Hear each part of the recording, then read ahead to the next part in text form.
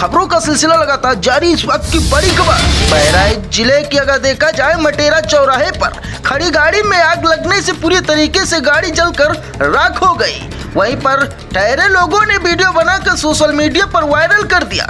कुछ लोगों का कहना है कि दंकल गाड़ी न पहुंचने के कारण पूरी तरीके से गाड़ी जलकर खाक हो गई।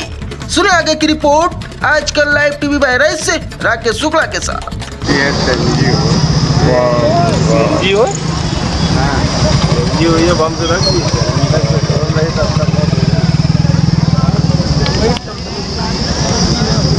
आदमी यहाँ निकल ली है, छोटी गाड़ी है, आदमी निकल ली है।